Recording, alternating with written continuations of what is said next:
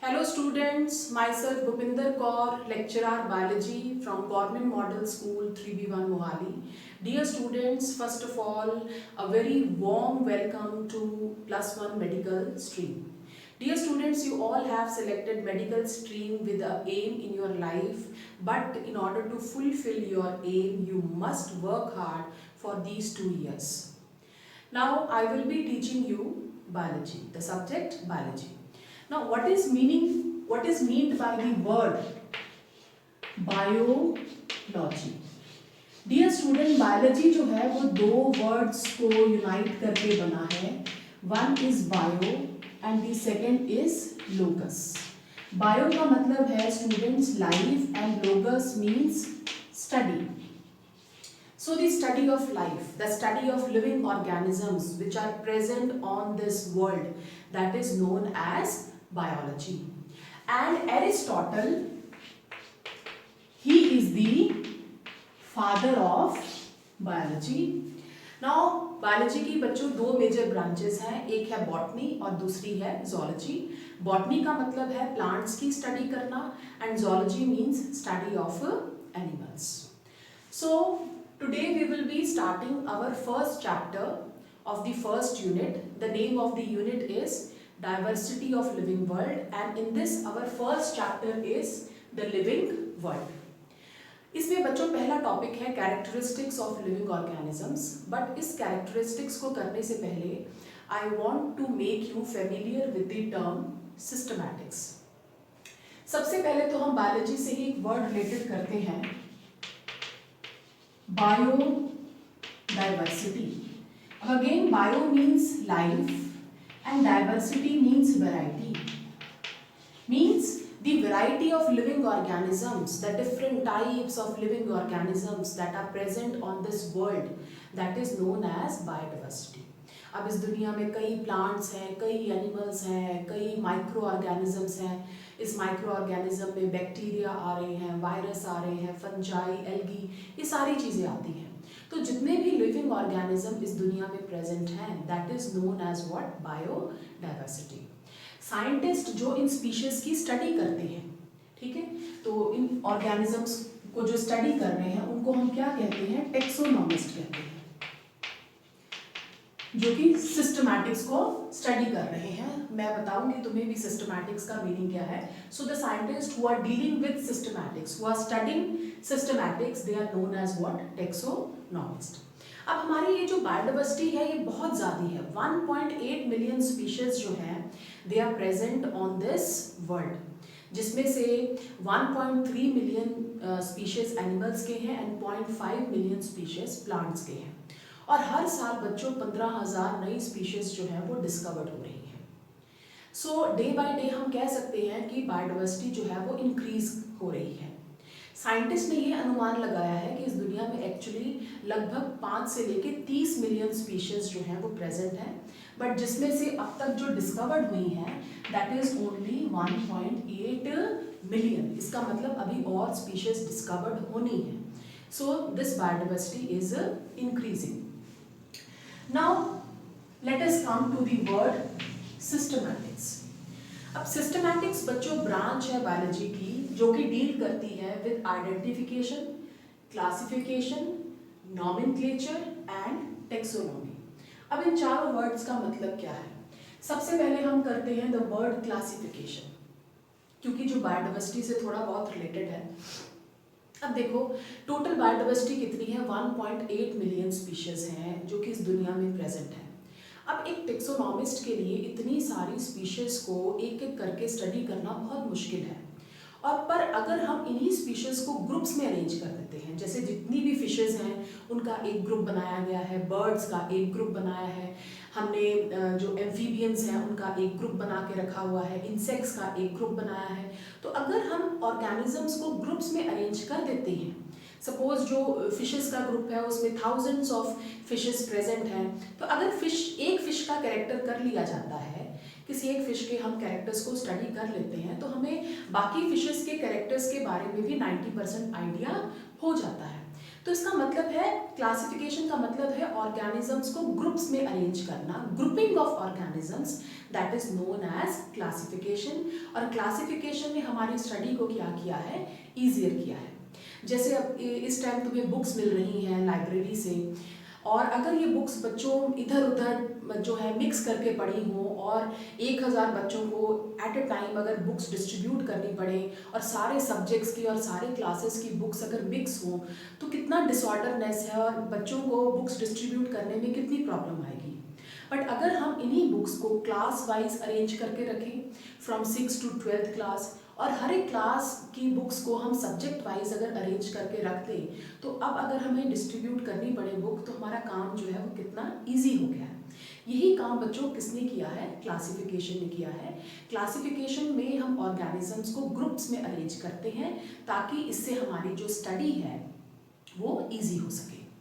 Now दूसरी चीज है बच्चों, आइडेंटिफिकेशन। आइडेंटिफिकेशन का मतलब है किसी ऑर्गेनिज्म की पोजीशन पता लगाना इन दी ऑलरेडी प्लान ऑफ क्लासिफिकेशन। जैसे कि ऑर्गेनिज्म है अर्थवर्म।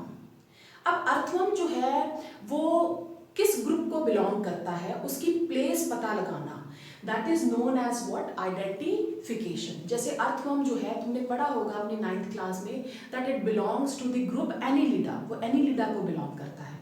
तो किसी ऑर्गेनिज्म की पोजीशन पता करना in a already plan of classification, that is known as what, identification.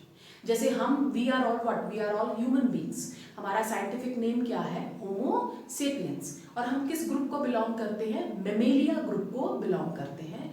तो हमारी एग्जैक्ट पोजीशन क्या है, मेमेलिया। तो ये जो प्रोसेस होता है जिसमें हम किसी एक ऑर्गेनिज्म की पोजीशन पता करते हैं, that is known as what, that is known as identification. Next है बच्चों नॉमेनक्लेचर। नॉमेनक्लेचर का मतलब है नेमिंग ऑफ ऑर्गेनिजम्स। ऑर्गेनिज्म के नाम रखना, ताकि उनको हम रिकॉग्नाइज कर सकें, ताकि उन्हें हम आइडेंटिफाई कर सकें भी वो है क्या है। ठीक है, सो इसको हम क्या क्या कहते हैं, नॉमेनक्लेचर कहते हैं। और नॉमेनक्लेचर बहुत ज़्यादा ज़रूरी है, बिकॉज एक तो बायोडाइवर्सिटी बहुत हाई है, और अगर हमने नाम रखेंगे तो उससे जो है उस ऑर्गेनिज्म की जो है वो आइडेंटिफिकेशन जो है वो ईजी होगी, हमारी स्टडी जो है वो ईजी होगी। So naming of organism is known as nomenclature, जिसको हम डिटेल में करेंगे अपने नेक्स्ट लेक्चर में। और चौथा है बच्चों taxonomy.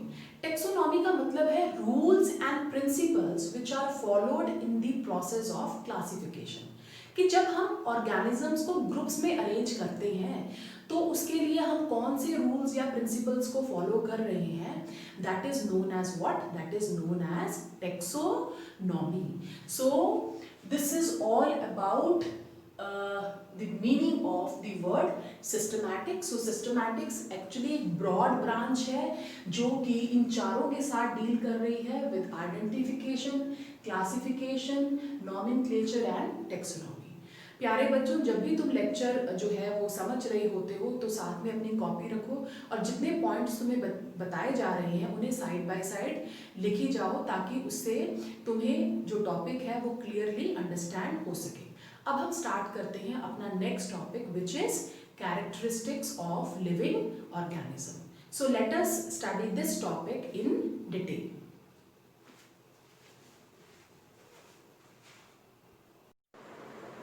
Dear students, now let us study what are the characteristics of living things.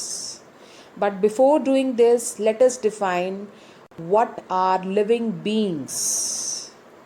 The objects which are exhibiting growth, development, responsiveness and other characteristics of life, they are known as living beings.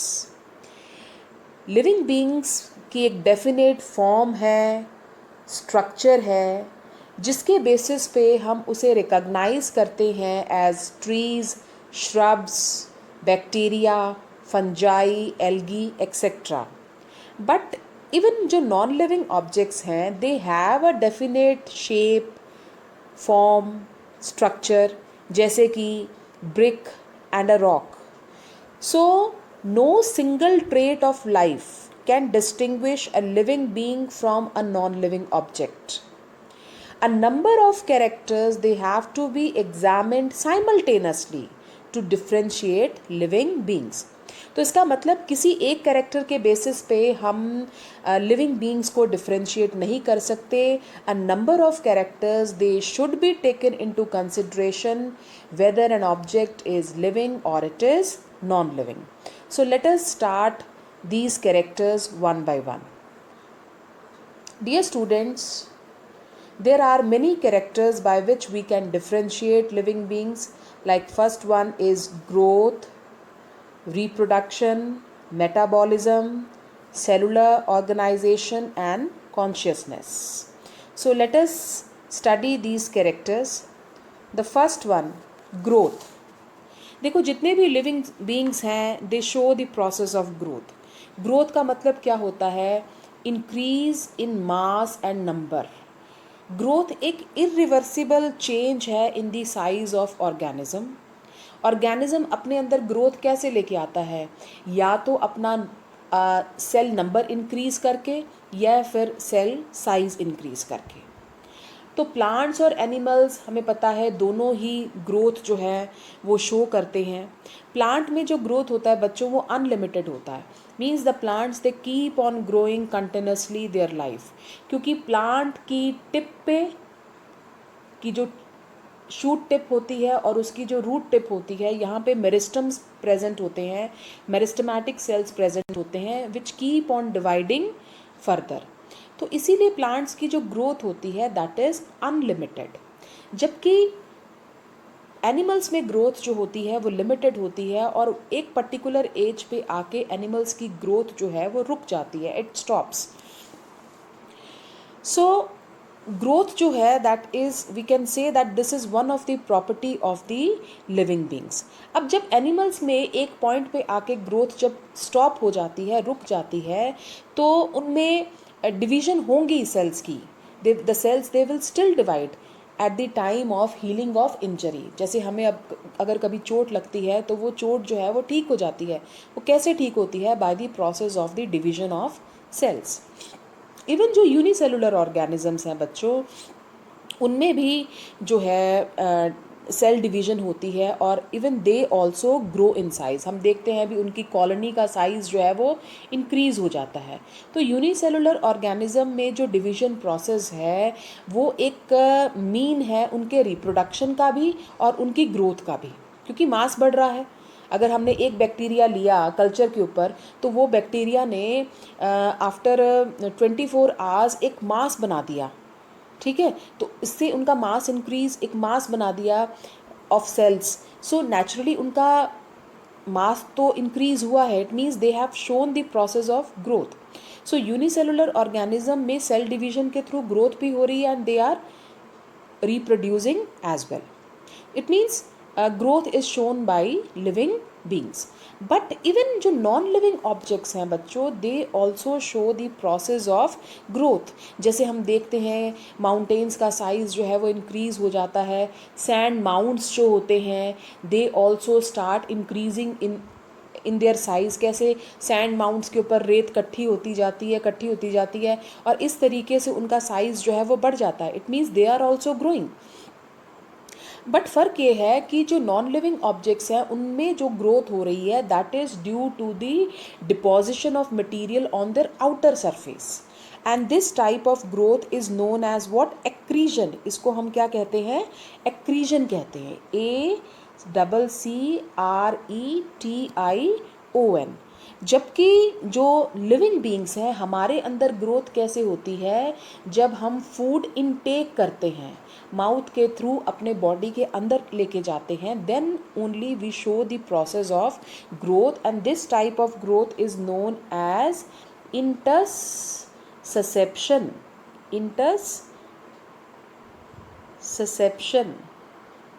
ठीक है. So growth जो है that is shown both by the we have seen that it is shown both by the living beings and also by the non living objects. So let us study some other characteristic. Next है बच्चों reproduction. Reproduction का मतलब क्या होता है? To produce progeny similar to itself. Now reproduction is of two types. One is asexual reproduction and other is sexual reproduction. जितने भी unicellular organisms हैं, जैसे बैक्टीरिया हो गया, अमीबा हो गया, क्लमाइडोमोनास हो गया, they multiply and increase in number, which is defined as growth. So it is unclear with the usage of two terms, growth and reproduction, for the unicellular organism. जैसे मैंने बताया कि यूनिसेलुलर ऑर्गेनिज्म में cell division एक तरीका है reproduction का भी, और सेल डिवीजन से ही उनका क्या हो रहा है, ग्रोथ भी हो रही है. सो ये जो रिप्रोडक्शन प्रोसेस है, this is also one of the property of living beings. जितने भी नॉन लिविंग थिंग्स हैं, दे कांट रिप्रोड्यूस, वो अपनी कॉपी सिंथेसाइज नहीं कर सकते हैं. सिर्फ लिविंग ऑब्जेक्ट्स जो हैं, they can only show the process of what, reproduction. Now there are many organisms, जैसे कि म्यूल्स हैं, स्टेराइल वर्कर बी है, और इनफर्टाइल ह्यूमन कपल्स हैं, they cannot reproduce. So it means, can we consider them as non-living objects? No, they are the living beings. It means some other characteristics they must be added in order to differentiate the living objects. So let us do some other characteristics. Now our next character is, dear students, metabolism. अब सबसे पहले भी metabolism का मतलब क्या होता है? Metabolism का मतलब है sum total of all the reactions taking place in an organism. हमारी बॉडी के अंदर, dear students, there are thousands of biomolecules present. कितने केमिकल्स हमारे बॉडी के अंदर प्रेजेंट हैं. तो अगर ये केमिकल्स प्रेजेंट हैं, तो it means a number of reactions they are also taking place in our body. So ये जो केमिकल रिएक्शंस हैं, they are only present in living objects, they are absent in case of non living objects. But इन reactions को हम even living bodies के बाहर भी perform कर सकते हैं. इन विट्रो का मतलब क्या होता है बच्चों? In lab conditions. कि इन केमिकल रिएक्शंस को हम in labs, in laboratories, we can also perform these chemical reactions. तो वहाँ पे हम उन्हें ना कंसिडर करते हैं उन रिएक्शंस को एज लिविंग, और ना ही उन्हें कंसिडर किया जाता है as non living. But these chemical reactions, they are not taking place in the non-living objects, but these chemical reactions, they are taking place in the living beings. So this is also one of the characteristics of living beings. अब बच्चों, ये जो reactions होते हैं, metabolism जो है, this is of two types. एक होता है कैटाबॉलिज्म और एक होता है एनाबॉलिज्म. कैटाबॉलिज्म का मतलब क्या है बच्चों? ब्रेकिंग डाउन रिएक्शंस, जिसमें कोई चीज़ें ब्रेक हो रही हैं. जैसे ए ब्रेक हो रहा है बी प्लस सी में, टूट रहा है. और एनाबॉलिज्म का मतलब होता है बिल्डिंग अप रिएक्शन, जहाँ पे दो चीज़ें जो हैं वो जॉइन करके एक प्रोडक्ट बना रही हैं. So that is known as anabolic reactions. तो हमारी बॉडी में दोनों टाइप की रिएक्शंस जो हैं वो हो रही हैं, catabolic as well as anabolic reactions. जैसे कि फोटोसिंथेसिस जो है बच्चों, that is an example of anabolic reaction. जब हम फोटोसिंथेसिस की डेफिनेशन पढ़ेंगे तो we will call it an anabolic process. क्यों? क्योंकि इसमें सिंपल जो इनऑर्गेनिक मटेरियल्स हैं, जैसे कार्बन डाइऑक्साइड या वाटर है, वो जॉइन करके क्या बना रहा है? It is forming what? It is forming glucose molecule. इसी तरीके से जो रेस्पिरेशन है, that is a catabolic process, क्योंकि रेस्पिरेशन में ग्लूकोज जो है वो ब्रेक डाउन हो रहा है into carbon dioxide, water and energy. And both of these types of reactions, they are taking place in the living beings. So we can say that metabolism is one of the characteristics of living organism. Next है बच्चों consciousness. Consciousness का मतलब है अपने surroundings में किसी change को sense करना, या power of giving the response towards the stimuli, that is known as what? Consciousness. क्या नॉन लिविंग ऑब्जेक्ट्स के अंदर कॉन्शियसनेस है? क्या उनके अंदर पावर है to show the response toward stimuli? No, this consciousness is only present in case of living beings.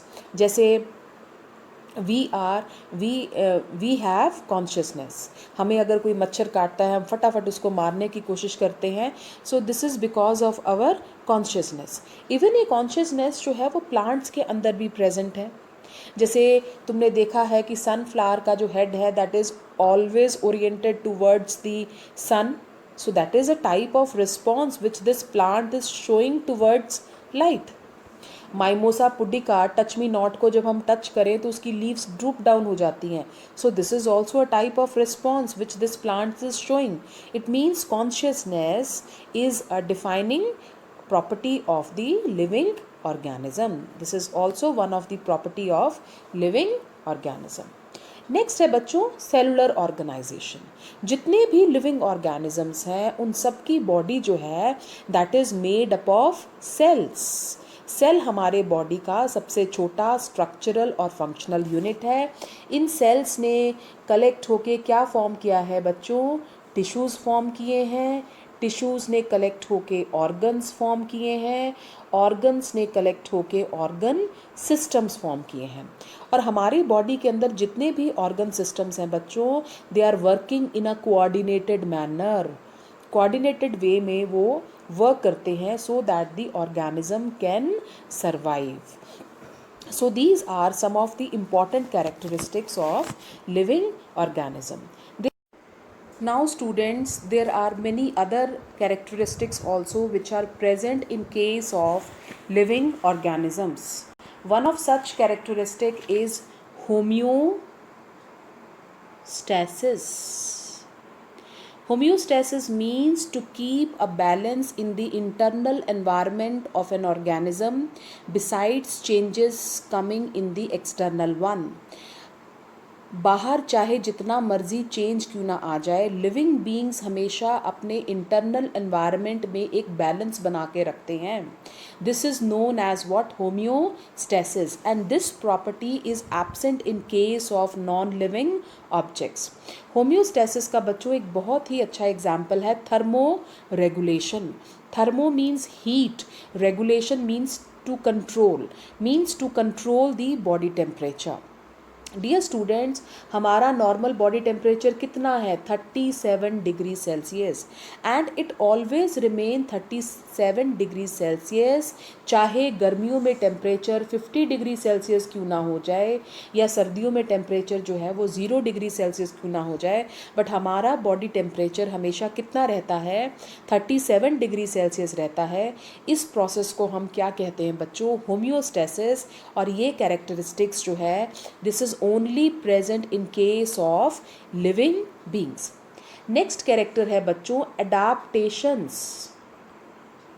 Adaptation का मतलब है बच्चों अपने इंटरनल अडेप्टेशंस का मतलब है to adjust with the environment. ये अडेप्टेशंस जो हैं ये या तो टेम्पररी चेंजेस हैं या परमानेंट चेंजेस हैं with respect to the environment. और ये एक ऑर्गेनिज्म को हेल्प करती हैं ताकि वो अपने आप को अपने एनवायरनमेंट के साथ ढाल सके.